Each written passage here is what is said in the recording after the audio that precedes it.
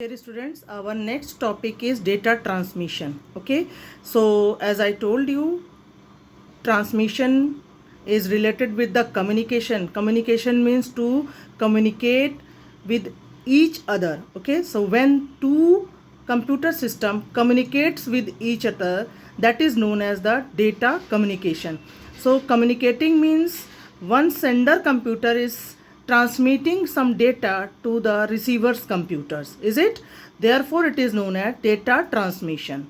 Data transmission means to transmit data or transfer any data from one destination to another destination. Okay, so this transmission is divided in two parts: parallel data transmission and serial data transmission. Okay, parallel data transmission and serial data transmission.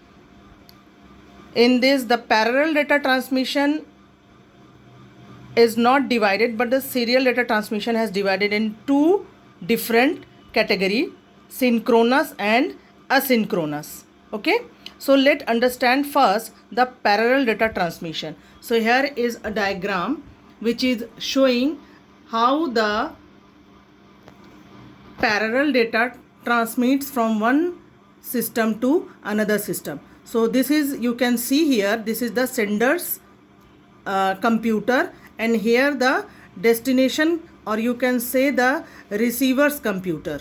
Okay, so in the parallel data transmission, dear students, as you know, the information we are inserting or we are inputting in the computer, so every data in a single character have the 8 bits that I told you earlier. Every single character have 8 bits. Okay, so when you are sending first group of data, means 8-bit data, when you are sending to the receiver's computer, in parallel transmission, it plays the 8 different line for data transmission from one location to another location. So you can see here, this is 1, 2, 3, 4, 5, 6, 7, 8.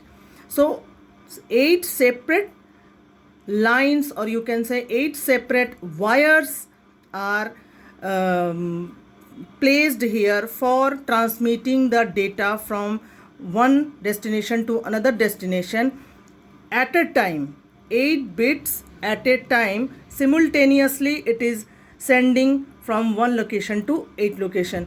The disadvantages of this is that when it is using the 8 different wires, meant it is very costly, and but the advantage is that the data transmission speed is very high, because all bits are passing at the same time to the receiver's computer.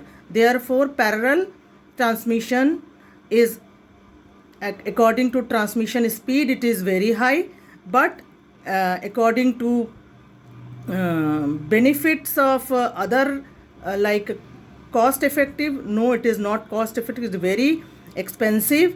And second disadvantage, we can say, the wire we can't use in the long distance, so it can be used in LAN. Any small LAN we can use to transmit data for parallel transmission, but in long distance transmission of data is not possible by the parallel data transmission. So it has introduced the serial data transmission. So what is the serial data transmission? As I told you, it is divided in two parts: synchronous and asynchronous. So first of all, we will discuss about the asynchronous transmission. Dear students, here graph you can see, this is the asynchronous data type, and here in the middle, this is the our main data. Okay, this is our main data, where you can count 1, 2, 3, 4, 5, 6, 7, 8, 8-bit data. Okay, but two more bits you can see here. This is stop bit and this is start bit.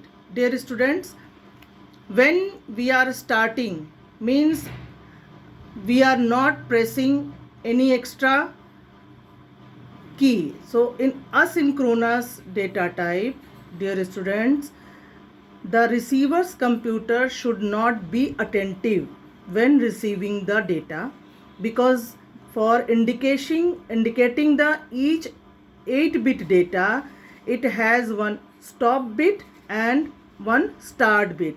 So according to these two start and stop bit, the receiver's computer can